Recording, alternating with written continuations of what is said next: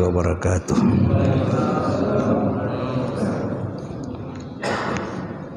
Alhamdulillahilladzi bayyana lana dinana wa atamma alaina ni'amahu zahiratan wa batinah wa bihi nasta'inu ala umurid dunya waddin.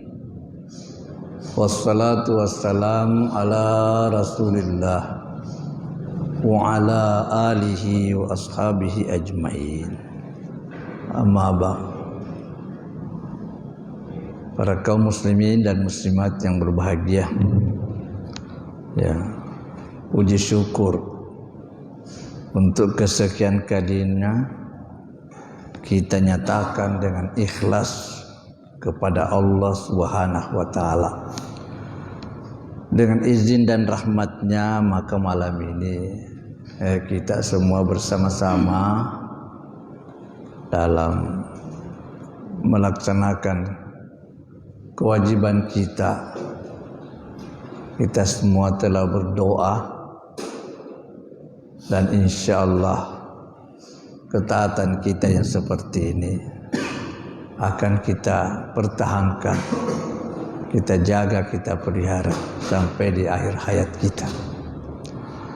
Pengajian kita malam ini yang biasanya ya pengajian hadis seperti yang sudah kita ketahui bersama, namun malam ini kita selingi dengan materi lain atas permintaan dari pengurus ini, kawan-kawan kita. Dalam hal ini ya materi kita ya kaitannya dengan ya 10 hari pertama, 10 hari di awal bulan Zulhijjah. Ya, jadi 10 pertama dari Zulhijjah. Maka tentu hal itu dapat dipahami dengan baik jika kita mempelajari keterangan-keterangan. Kita dapat paham dengan sempurna kalau kita baca keterangan-keterangan Nabi kita, Nabi Muhammad sallallahu alaihi wasallam. Ya, tentu mengingat memang bahwa kita dalam waktu yang tidak lama lagi kita akan diperhadapkan oleh Allah dengan suasana ibadah yang luar biasa pula dilihat dari nilai, dilihat dari kemuliaan-kemuliaannya bulan Zulhijjah. Ya. Nanti kita lihat bagaimana keterangan itu setelah kita baca hadisnya Nabi sallallahu alaihi wasallam.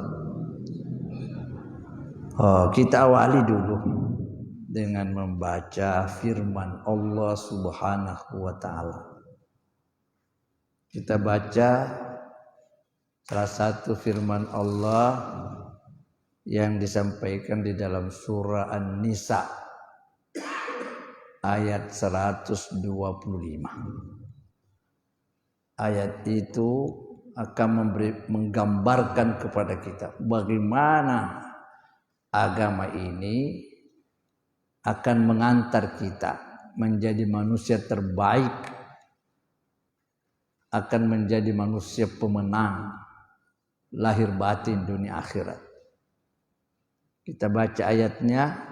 A'udzubillahi minasyaitonir rajim.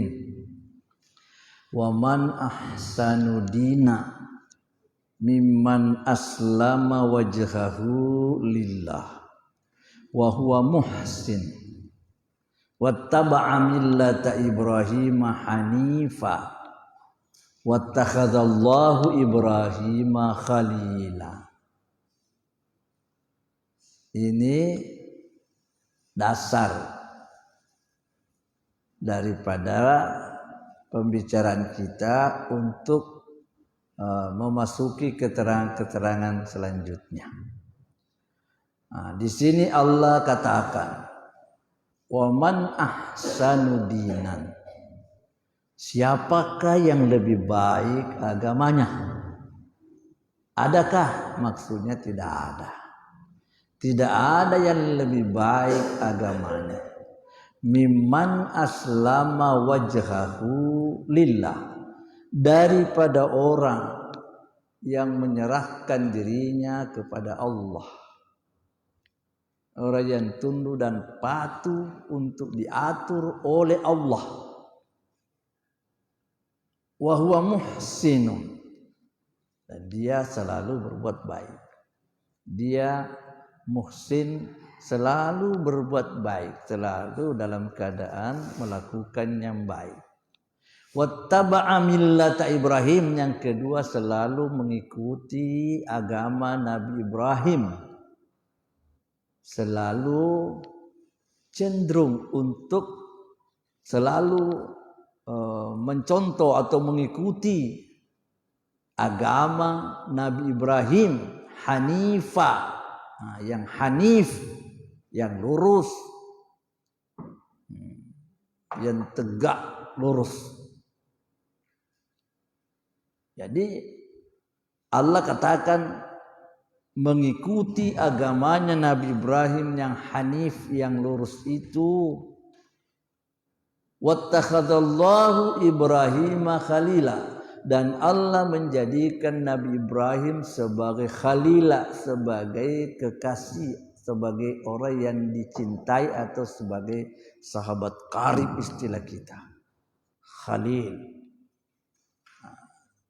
Ayat ini kalau kita pahami, kita kaji dan kita pahami maknanya, sebentar kita akan bertemu dengan hal-hal yang tadi kita katakan. Bagaimana kita bisa memahami kebaikan dan nilai-nilai yang ada pada 10 pertama, 10 hari pertama dari bulan Zulhijjah. Yang pertama di sini Allah menyebut dan berbicara tentang agama. Allah menyebut agama. Iya. Kalau dikatakan agama atau istilah Quran tadi dengan istilah din, sudah jelas itu adalah sesuatu yang menghimpun kebaikan dunia akhirat. Karena yang bisa menghimpun kebaikan dunia dan akhirat, yang bisa merinci, menjelaskan, yang bisa mempertegas tentang kebaikan yang meliputi dunia dan akhirat itu ialah agama. Dan sudah pasti tidak akan jadi baik kita ini, tidak akan jadi baik kita ini kalau kita tidak beragama. Itu dasar. Nah, kemudian dengan itu lalu Allah memberikan satu keterangan kepada kita. Agama yang dianggap sebagai yang menyelamatkan ini, yang dianggap sebagai sumber kemuliaan itu, dasarnya di mana? Bagaimana bentuk acara dan pelaksanaannya? Yaitu Allah katakan mimman aslama wajhahu lillah.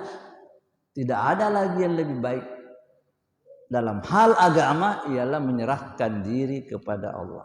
Kita siap diatur oleh Allah. Maka kita paham segala bentuk tuntunan, ajaran dan petunjuk yang Allah ajarkan kepada hambanya melalui nabinya, Nabi Muhammad, itulah namanya agama. Dan itu sudah dikatakan penyerahan diri kepada Allah. Itu sudah merupakan satu pembuktian dalam diri kita bahwa kita ini menyerahkan diri ini untuk diatur oleh Allah. Din sebagai aturan hidup, dan kita buktikan dengan menyerahkan diri kita kepada Allah. Lalu dikatakan wa huwa muhsinun, dia berbuat baik. Nah, kalau dipelajari dengan dalam tentang bagaimana itu yang dinamai orang muhsin yang berbuat baik, ialah orang yang menerima tuntunan dan petunjuk syariat agama, baik yang bersifat fardu maupun yang bersifat sunnah. Jadi orang yang dianggap berbuat baik yaitu orang yang selalu melaksanakan ajaran agama yang di dalamnya ada fardu, ada sunnah, ada wajib, ada sunnah. Nah, di sini kita masuk. Oh, Allah mengatur agama kepada kita.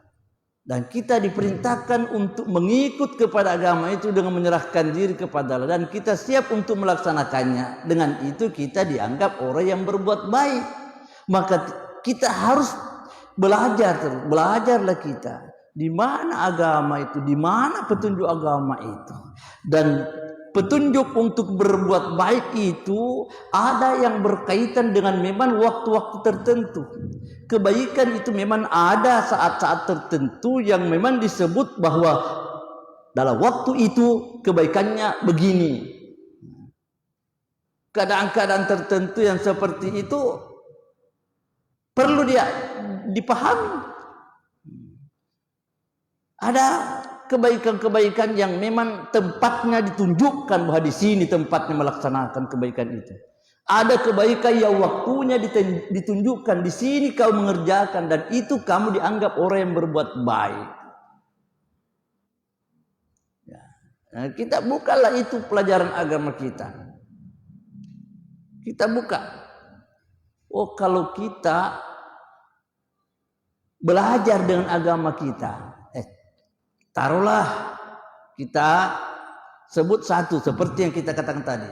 Ada kebaikan di bulan Zulhijjah, maka kita mau jadi muhsin di bulan Zulhijjah. Bagaimana kita menjadi baik di bulan Zulhijjah itu?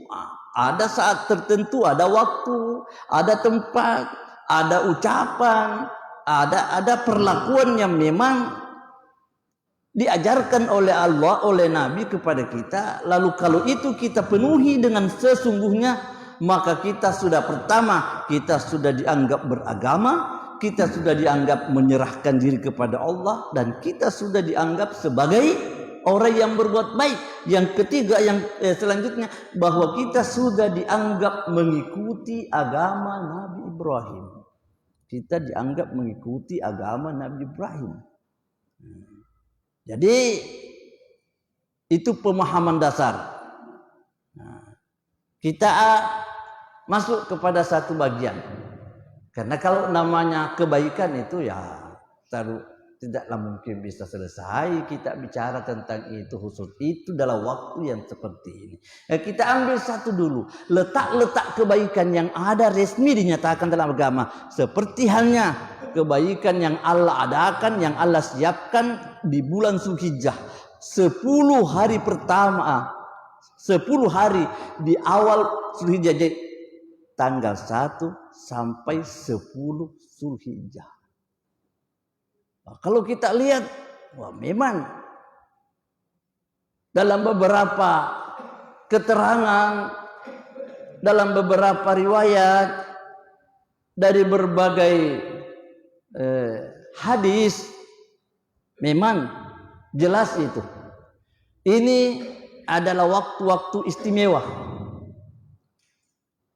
Pertama, kita melihat ada hadis Nabi Sallallahu Alaihi Wasallam yang diriwayatkan oleh Imam Ahmad yang bersumber dari Ibnu Umar.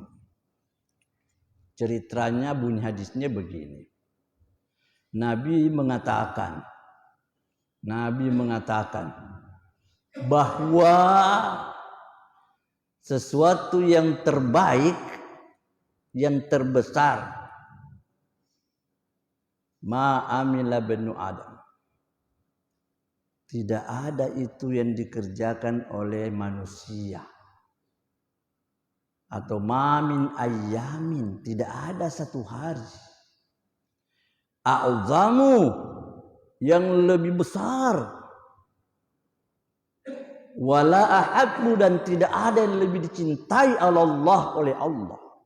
Lebih besar, lebih dicintai oleh Allah al-amalah, amal. Tidak ada amal yang paling dicintai dan yang lebih diagungkan, yang dimuliakan oleh Allah.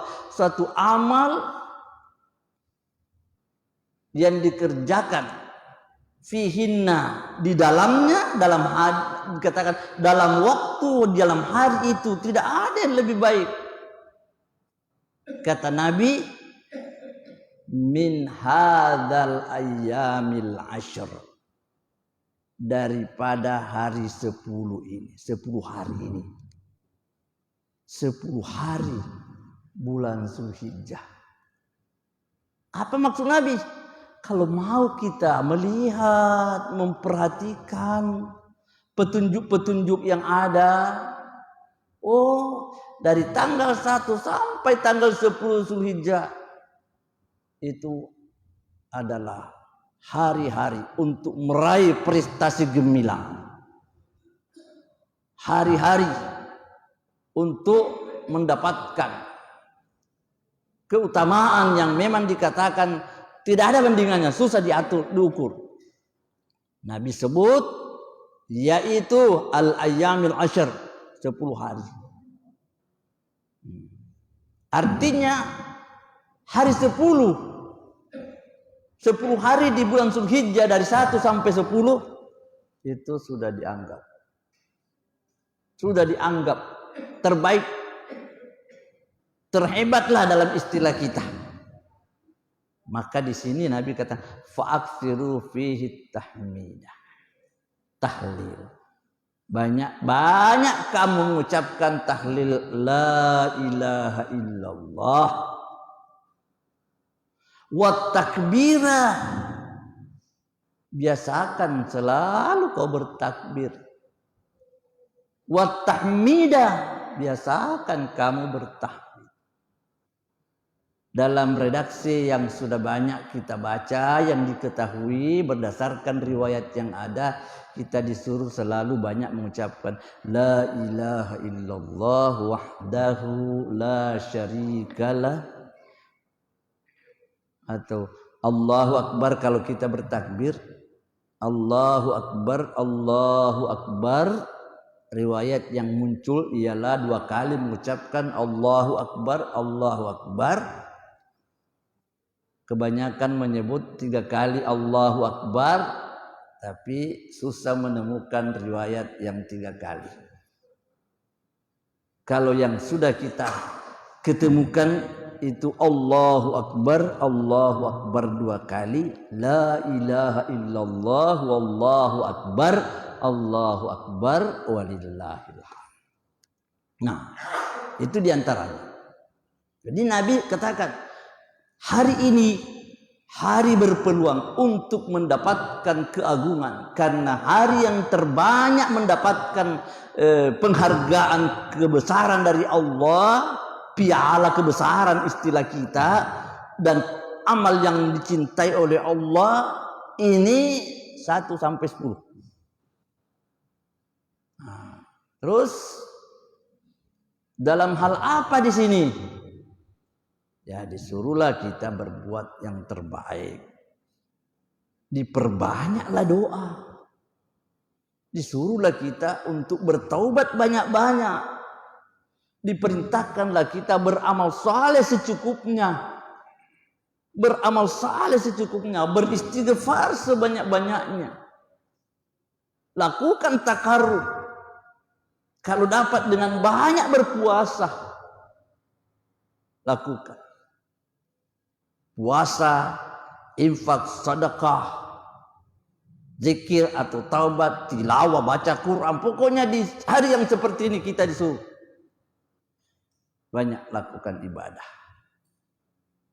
Banyak lakukan puasa. Boleh dari hari ke hari, boleh berturut-turut.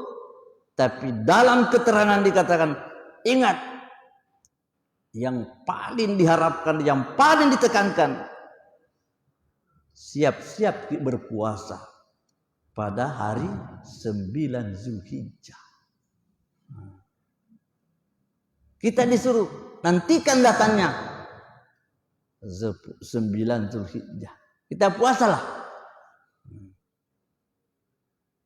Kalau puasa kita bagaimana menurut Allah? Allah sudah katakan, puasa itu as-saumu li. Puasa itu untuk saya. Wa an ajzi bi, nanti saya yang balas, orang yang berpuasa. Kenapa Allah bilang seperti itu?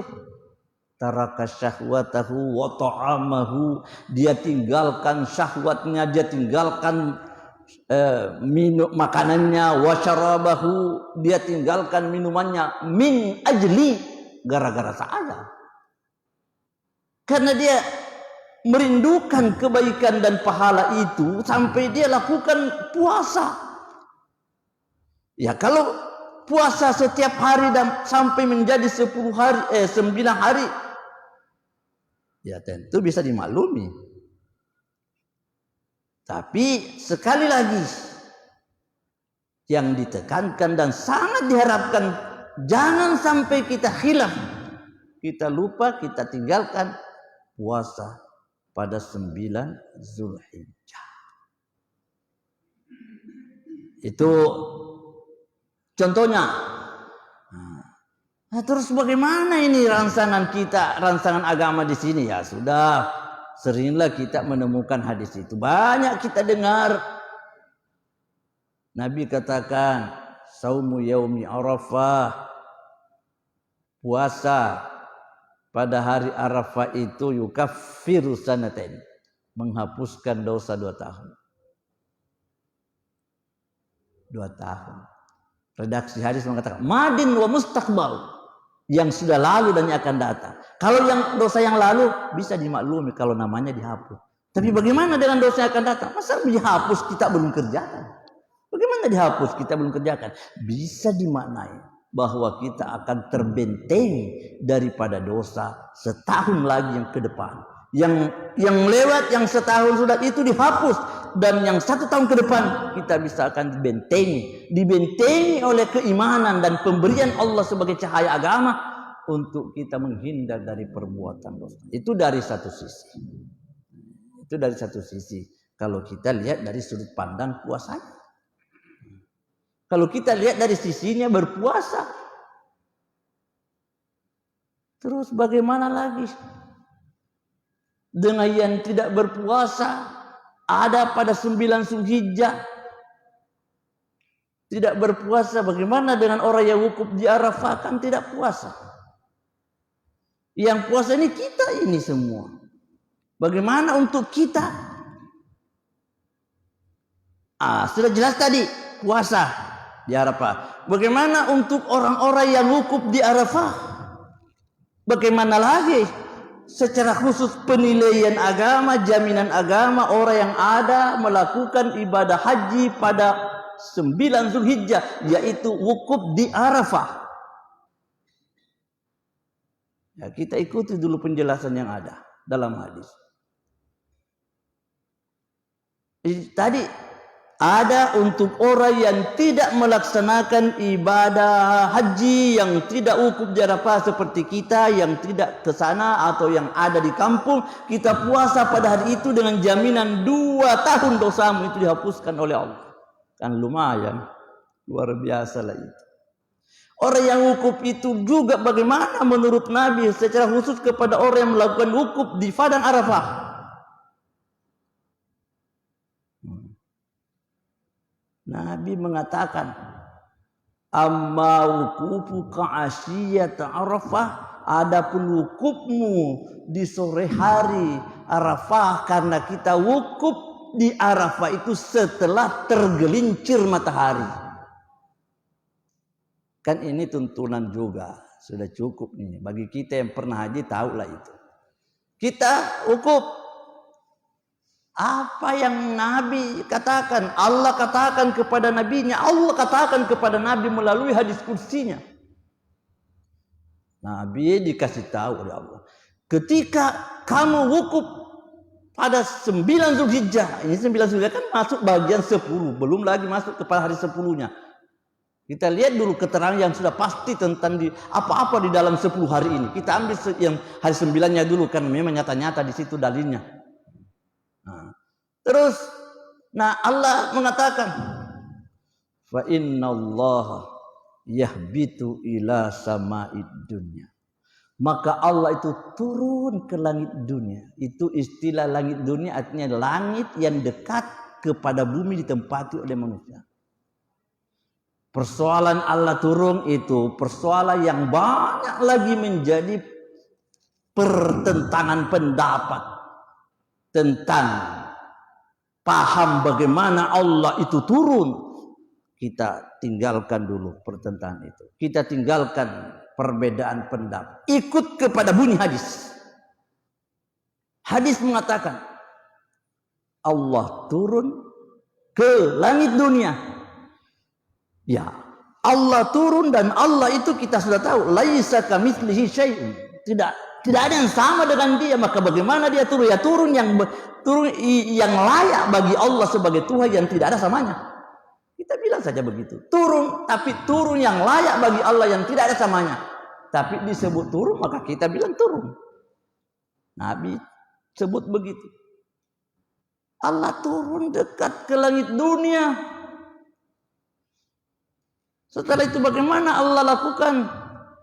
Fayubahi bikumul malaikah. Maka kamu wahai orang yang wukuf di Arafah dibanggakan oleh Allah kepada para malaikat. Dibanggakan. Siapa yang banggakan kita? Allah. Allah sanjung-sanjung kita. Di mana kita disanjung oleh Allah? Di tengah-tengah para malaikatnya. Itu sudah luar biasa lah itu. Cari-cari apa lagi? Kepada siapa lagi kita mengharap sesuatu kehebatan, kebesaran kalau sudah Allah yang membanggakan kita kepada para malaikatnya. Fayaqulu, lalu Allah katakan kepada malaikat. Allah katakan, ibadi, hamba saya, ja'uni syuhsan. Hambaku datang kepadaku dengan rambut yang acak-acakan, dengan rambut yang kusut. Kenapa dikatakan rambut yang kusut yang itu min kulli fajjin amik? Karena dia datang dari penjuru yang sangat jauh. Rambutnya hambaku datang kepada Arafah dari juru saya yang jauh sudah. Kusut masai. Acak-acakan rambutnya hamba aku di situ. Dia datang dengan apa maksud dia datang ke sini? Yarjuna jannati, dia mengharapkan surga aku malaikat. Ini deh. Ya roh di topole di Mekah ko dirapi ki ngeran roh de sebangsa nero. Dia aseng ngele masumangat tempo tabung elok law. Pole te liwa pasti sumang elok lisu. Begitu. Kita merasa semangat pada awal mula kita mau berangkat. Pada awal mula cerita kita mau pergi haji, mau pergi umrah. Sepertinya kita, semangatnya luar biasa. Ternyata setelah kita pulang dari sana, keinginan untuk kembali jauh lebih hebat lagi. Bayangkan Tuhan mengatakan, dia datang kepadaku, yarjuna jannati, dia mengharapkan surga wahai malaikat. Maka Allah bilang, falau kan andai kata dzunubuk, seandainya hambaku, andai kata ada dosamu itu ka'ada dirramli, sama dengan jumlah biji pasir. Tahu biji pasir? Iya kan hamulan rekeng. Siapa yang bisa menghitung itu biji pasir? Iya. Andai kata kau di sini datang ke Arafah ini dengan dosa banyaknya seperti jumlahnya biji pasir, au kaqatril matar, atau seperti banyaknya biji hujan, air hujan. Jagal licak ruwe bosi.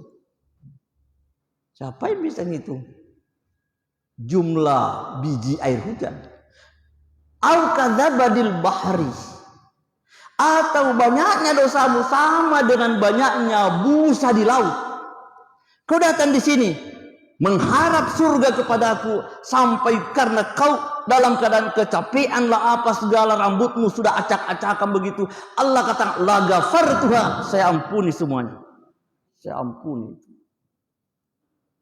Saya ampuni. Itu maka Nabi katakan, kalau ada kesempatanmu pergi haji, lantas tidak perhatikan haji, ada kesehatan, ada izin, ada peluang, ada kemampuan, ada biaya, kau tidak mau pergi haji, Nabi bilang, falyamut insya Yahudiyan au insya Nasrani. Mau jadi apa? Mau mati Yahudi atau mati Nasrani? Itu ancamannya Nabi. Kan terlalu besar manfaat. Jadi itu kalau orang sudah di Arafah, ukuf namanya. Nah, jadi sudah ada untuk kita yang tidak ukuf, ada untuk orang yang ukuf. Nah, sudah semuanya itu menunjukkan luar biasanya nilai 10 hari pertama. 10 hari pertama. Sehingga begitu pentingnya kita mengingat, mengenang-enang itu bagaimana ini suasana dalam keadaan kita diukuf atau kadang orang melakukan ibadah pada waktu itu. Oh, petunjuk sudah cukup. Sudah cukuplah. Tinggal kita melihat, membaca, mendengar bagaimana keterangan itu, karena semua itu sudah terurai dalam agama kita. Sudah dijelaskan oleh para ulama kita. Para ulama kita. Nah, sekarang kita tadi dalam ayat tadi mengatakan, muhsin, kita berbuat baik. Dapatlah kita berbuat baik di sana. Kita puasa ya, dapatlah kita berpuasa. Kita beristighfar, baiklah kita beristighfar. Kita lakukan itu semua. Kita puasa ya, puasalah kita sesuai dengan target pencapaian kita. Yang bisa setiap hari silakan, yang tidak bisa setiap hari tapi amal-amal yang lain bisa dengan segala macamnya. Kemudian kita intip 9 Zulhijjah kita lakukan ibadah puasa. Kita lakukan ibadah puasa. Dari start 1 Zulhijjah kita sudah dikasih aturan oleh Nabi. Masuk pada hilal, tanggal 1 bulan Zulhijjah, Nabi mengatakan, idza ra'aitumul hilala Dzulhijjah. Kalau kamu sudah melihat, kamu sudah tahu, kamu sudah yakin masuk 1 Zulhijjah. Bagaimana? Falyumsik sya'rah. Tahan rambutmu. Wa arada ahadukum ayyudahi, dan ada keinginan untuk berkorban. 1 Zulhijjah kita sudah yakin sudah terbit hilal, tanggal 1 Zulhijjah, bulan Zulhijjah sudah yakin terbit. Kalau sudah yakin, fa arada ahadukum ayyudahi, lalu ada keinginan untuk berkurban, falyumsik sya'rahu wa azfarah. Tahan rambutmu dan tahan kukumu.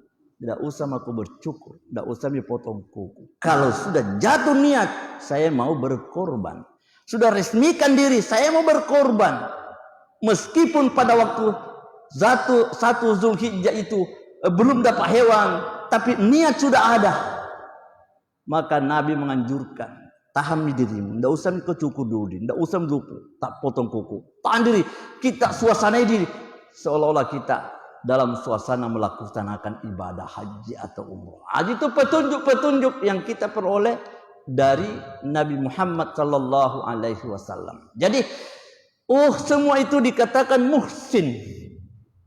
Semua itu dikatakan muhsin. Nah, dalam hal-hal yang lain, bagaimana kita menyempurnakan nilai kita di dalam 10 pertama di bulan Zulhijjah tadi? Ya sudahlah, dengan jelas kita sudah tahu, kita disuruh puasa, kita disuruh berkorban, kita disuruh untuk bagaimana berinfak, beramal, disuruh banyak tilawah baca Quran, disuruh banyak beristighfar. Dan satu hal yang tidak boleh kita lupakan, bahwa di dalam bulan Zulhijjah Ingat sejarah pengorbanan Nabi Ibrahim alaihissalam sebagai satu perlakuan agama yang betul-betul dinyatakan sebagai agama Hanif, bahwa Nabi Ibrahim habis segala sesuatu yang dia cintai melebihi daripada cintanya kepada Allah. Tidak tersisa pada dirinya satu bentuk kecintaan lebih daripada cintanya kepada Allah. Sampai dikatakan wattakhadallahu Ibrahim khalila. Allah sudah menjadikan, sudah mengambil Ibrahim itu sebagai khalil, sebagai teman. Kalau sudah pernyataan seperti itu, kira-kira cari apa lagi? Cari harga diri dalam bentuk yang bagaimana lagi kalau Allah sudah katakan Allah menjadikan Ibrahim sebagai sahabat. Kenapa? Karena sikap dan jiwa pengorbanannya. Maka di dalam menyikapi bulan Zulhijjah ini, jiwa semangat pengorbanan itu hendaknya betul-betul tumbuh, terasa dalam diri kita. Harus terasa. Harus ada keinginan untuk melakukan kebaikan itu, dalam artian kita siap untuk berjuang. Bagaimana kita membuktikan itu? Sehingga terungkaplah jalan riwayat sejarah tentang perkara-perkara ibadah haji, ibadah bulan Zulhijjah, itu terungkap dan itu erat kaitannya dengan sejarah agama Nabi Ibrahim alaihissalam. Dimulai dengan pertama, Nabi Ibrahim ketika diperintahkan untuk menyembelih anak, beliau dibuat bermimpi oleh Allah. Padahal mimpi Nabi itu adalah benar. Semua mimpinya Nabi itu adalah sangat saleh, benar. Betul sekali. Tapi karena mimpi Nabi Ibrahim ini terlalu luar biasa, artinya mimpinya itu lain daripada yang lain. Tidak ada orang bermimpi seperti ini.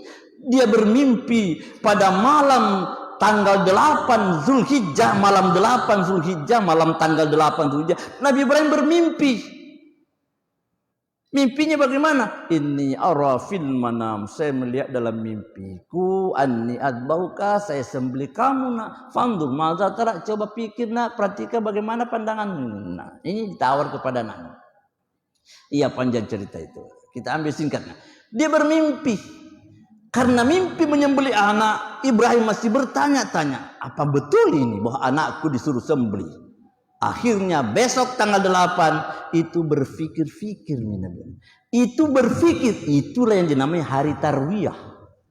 Hari tarwiyah, hari-hari berfikir untuk melihat bagaimana kemungkinannya ini mimpiku benar. Malam tanggal 10, malam tanggal 9 mimpi lagi seperti itu.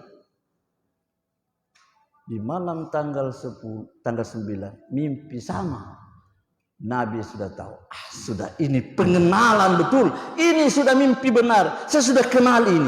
Ini sudah perintah Allah. Maka hari 9 Zulhijjah dinamailah hari Arafah.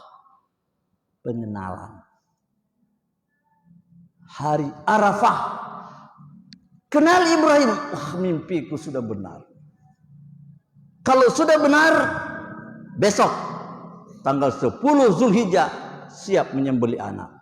Maka 10 Zulhijjah itu dinamai Yaumun Nahr, hari penyembelihan kurban, hari menyembelih. Ia dilakukan, dibawa anaknya, diarak, dikawal anaknya menuju ke tempat di mana anak itu akan disembelih. Apa yang Allah katakan di dalam Al-Quran? Falamma aslama, maka tatkala keduanya sudah menyerahkan diri kepada Allah. Tadi dalam ayat juga sudah disebut aslama wajhah.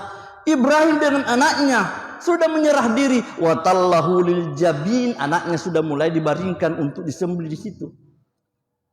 Dalam keadaannya sudah mulai anaknya dibaringkan untuk segera disorong pisau. Fanadainahu, kami panggil Ibrahim, diperdengarkan suara dari Allah. Ayya Ibrahim, hai Ibrahim, qad saddaqta ru'ya, sungguh engkau telah membuktikan mimpi. Langsung Allah bilang dalam ayat yang lain itu, wa fadainahu bidzibhin adim, saya tukar, saya gantikan anaknya dengan sembelihan besar, kibas, pisau disorong, ternyata bukan leher anak yang mati.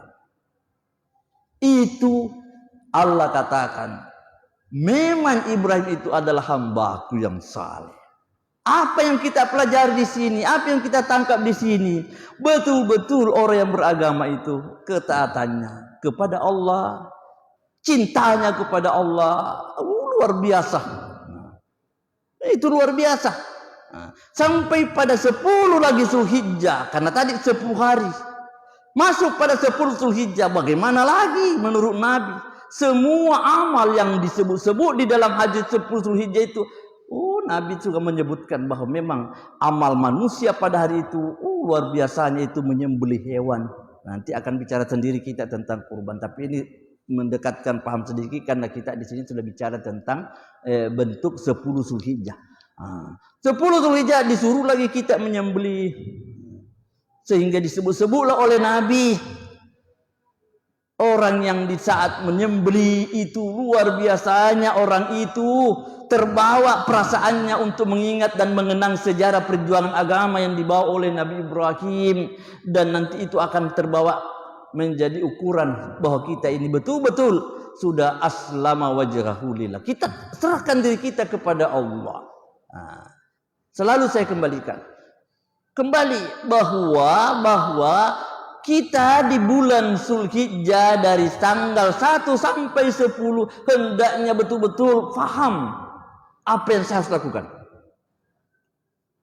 Dari 1, apa yang saya harus lakukan? Mulai dari 1 Zulhijjah, saya mau apa? Mau berkorban. Laksanakan petunjuk yang diajarkan. 2, 3 dan seterusnya. Apa yang harus padat di sini? Tidak ada lain kecuali bahwa kita di sini dianjurkan untuk sekali lagi banyak beramal, banyak bertahlil. Meskipun di dalam bertahlil, bertakbir dalam contoh yang kita temui dalam sejarah tidak juga diucapkan secara kelompok, tidak juga dipimpin dan sebagainya. Cukup dengan kita sendiri-sendiri mengucapkan takbir tahlil itu kita sendiri kan biasa. Adapun yang biasa sesudah takbir sudah takbir muqayyad, ini kan takbir ada 2, ada takbir mutlak, ada takbir muqayyad. Namanya takbir mutlak itu yang kita ucapkan sendirian di saat kita bertakbir dengan tidak terikat waktu di mana saja. Ada namanya muqayyad, yang biasa dikatakan muqayyad yang dibahas oleh para ulama itu ialah yang biasanya diucapkan sesudah salat. Kita bertakbir dan biasa itu rame-rame orang mengucapkannya. Yang seperti itu namanya muqayyad. Tapi dalam hal yang sifatnya mutlak, kitalah yang membacanya. Kitalah yang membacanya. Kitalah yang mengucapkannya. Kita kendalikan diri. Untuk bulan Zulhijjah 1 sampai 10 umpamanya ini, kita kendalikan diri. Saya kosongkan diri daripada berbicara dengan sesuatu yang tidak bernilai agama dan kebaikan. Kita kosongkan diri dulu. Kita kosongkan diri daripada segala kerakusan. Kosongkan diri. Jangan kita terlalu rakus berbicara ini macam-macam. Artinya bukan kita tinggalkan dunia, tapi kita coba lembutkan hati ini. Apalah arti harta ini? Kalau saya mati hari ini dalam keadaan saya tidak punya amal, akan bagaimana saya di hadapan Allah sebentar? Kalau dosa yang saya lakukan ini tidak jelas istighfarnya, tidak jelas ampunan Allah. Nah, itu yang harus ada pada kita di 10 pertama di bulan Zulhijjah. Itu yang harus kita rasakan pada 10 hari pertama bulan Zulhijjah. Selalu kita berkata, apa yang saya lakukan hari ini? Mana orang lapar yang saya kasih makan? Mana orang miskin? Mana orang anak yatim yang saya santuni? Mana dia itu? Kita biasakan itu, bahwa setiap pagi, sore, siang, malam kita selalu tanya-tanya diri, adakah kebaikanku hari ini? Kebaikan apalah hari ini? Oh, saya dapat memberi makan. Oh, kebaikan apa hari ini? Saya dapat menasihati orang yang bertengkar. Jangan-jangan kita yang bertengkar. Jangan fatal. Harusnya kita damaikan orang yang bertengkar. Jangan kita yang bertengkar. Karena kalau kita yang bertengkar berarti kita tidak fahami makna 10 hari pertama di bulan Zulhijjah. Sangat disayangkan. Coba kita jadi damaikanlah yang dipandang penting untuk didamaikan. Silaturahim kita bagaimana pada saat itu. Pokoknya kita hidup betul-betul dengan nuansa agama, petunjuk agama. Betul-betul kita yuslim wajhahu lillah. Tunduk betul kita kepada Allah. Salat kala bagaimanalah salat kita.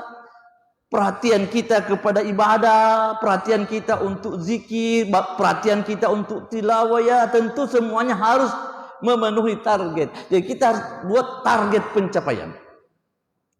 Target pencapaian. Saya harus banyak mengaji. Saya harus banyak memberi. Saya harus banyak memaafkan. Saya harus banyak salat yang fardu, yang sunat. Kita coba target diri. Mungkinkah kita bisa berbuat bahwa 10 hari pertama bulan Zulhijjah tidak ada salat sunat yang kita lepaskan? Target diri seperti itu. Tidak ada salat sunat yang kita gugurkan. Kita target dirilah. Hari ini saya mau baca Quran. Tidak ada hari tanpa tilawah. Tidak ada malam tanpa tilawah. Artinya banyak atau sedikitnya ada yang bisa terhitung. Jangan kosong. Jangan kita kosong. Jangan kita kosong dari itu. Banyak sekali contoh-contoh yang bisa kita tunjukkan pada diri kita. Kadang kita sambil duduk di rumah, kita lihat ada orang lewat di depan rumah. Siapa itu? Orang miskin. Kentara itu kalau orang lapar, coba kasih singgah makan. Kalau betul perhatian, lewat di depan rumah, ada orang lewat, bajunya, aduh, compang-camping, bajunya yang sudah demikian usang. Coba-coba kita singgahkan sejenak. Buka lemari, tunjuk itu pakaian yang tergantung di dalam lemari. Mau kemana kamu? Pindah tuan. Kasih orang. Itu namanya menghargai kemuliaan dan kebaikan pada 10 hari pertama di bulan Zulhijjah.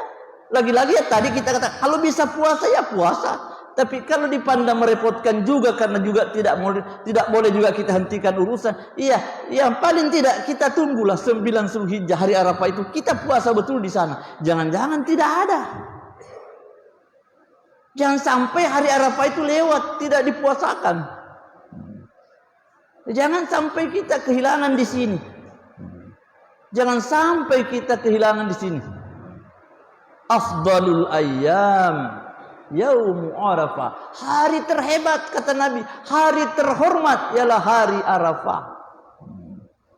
Hari Arafah.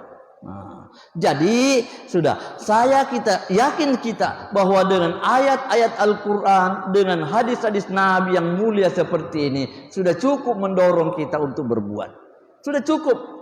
Hadis tentang mulianya amal sudah cukup mendesak kita, berbuatlah kita berbuat. Kita berbuat.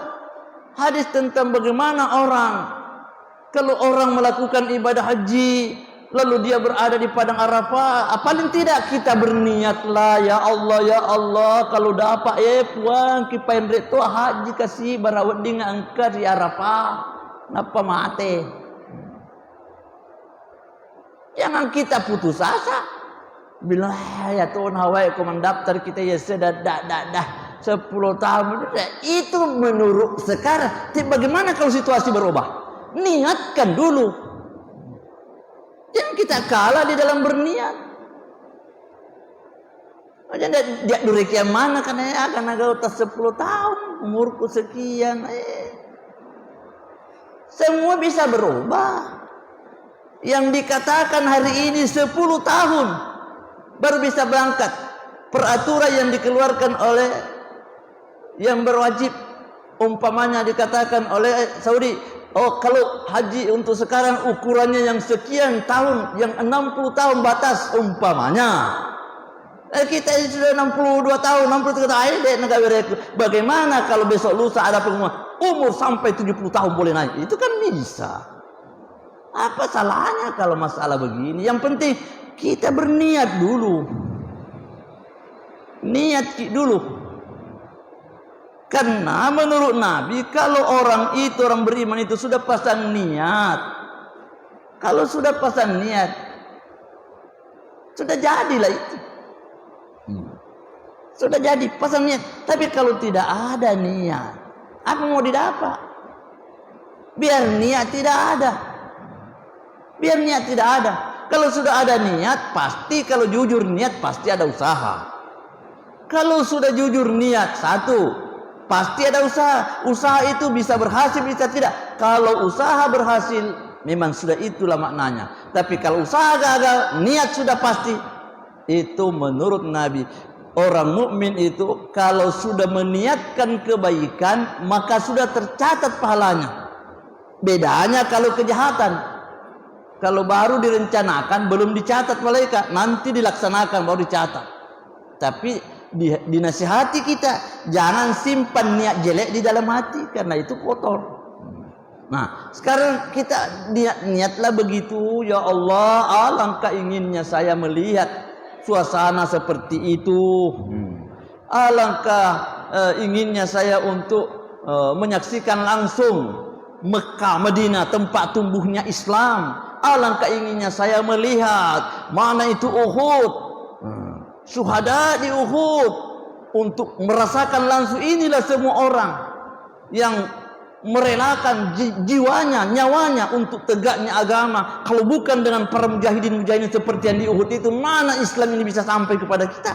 Kalau dengan bukan pengorbanan seperti itu, nah itu semua menjadikan kita lebih sadar. Jadi baik dalam hal yang berkaitan dengan masalah puasa, baik berkaitan dengan masalah ibadah, berkaitan dengan amal saleh, yang pasti bahwa di bulan ini kita diingatkan untuk banyak-banyak memikirkan agama kita. Banyaklah kita berpikir.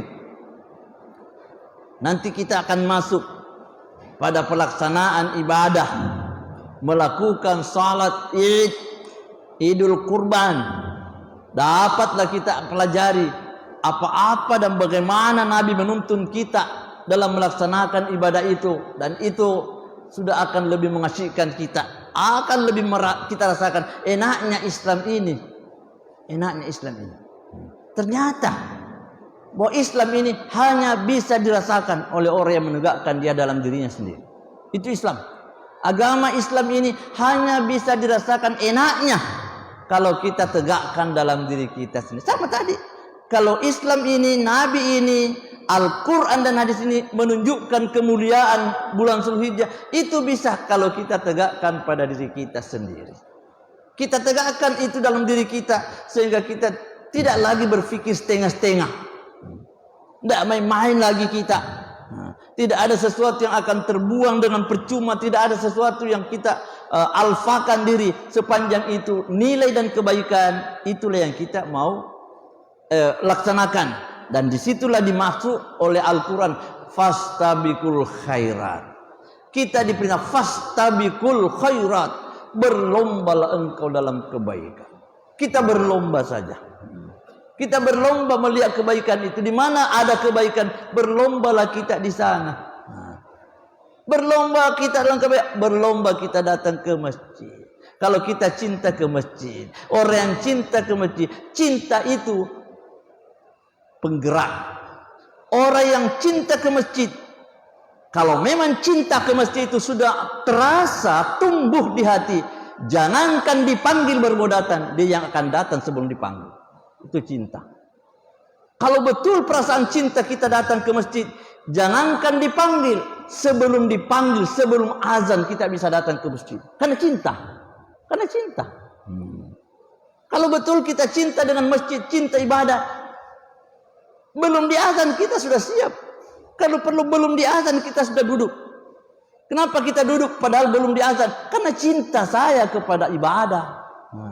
Ya betul, kalau di azan tidak apa-apa, kalau di azan habis azan baru kita datang, ya tidak apa-apalah. karena namanya kita penuhi panggilan. Tapi kalau cinta sudah melembaga, maka kita bisa datang sebelum dipanggil. Itulah ukuran orang-orang yang beriman jika imannya itu sudah sampai kepada ukuran yang tinggi. Ukuran tinggi dalam beriman dan beragama seperti itulah panggilan agama itu disambut. Tidak ada yang terasa enak pada diri kita lebih daripada memenuhi panggilan agama kita. Sama kalau kita masalah memberi, kita bisa ukur diri kita sendiri. Dalam hal kita bersedekah, dalam hal kita berinfak, bisa diukur. Mana yang lebih enak kita rasakan kalau kita yang memberi daripada kita yang diberi. Ya jujurlah kita pada diri kita. Mana yang lebih mengasyikkan? Kita yang kasih orang atau kita dikasih orang? Mana yang lebih enak? Kalau perasaan kita masih biasa-biasa, enak kan kalau kita dikasih? Iya, siapa bilang tidak enak? Ukuran biasa-biasa. Bagi pribadi manusia biasa. Tapi bagi pribadi manusia yang sudah luar biasa, pasti dia lebih enak kalau dia yang memberi daripada kalau dia dikasih. Kenapa? Karena Nabi bilang, al-yadul ulya khairun minal yadis sufla. Tangan yang di atas lebih mulia daripada tangan yang di bawah. Yang memberi pasti di atas, yang menerima pasti di bawah. Jadi syukur kita dikasih, sambut, hamdalah. Tapi lebih puas rasanya kalau kita yang menolong daripada kita ditolong.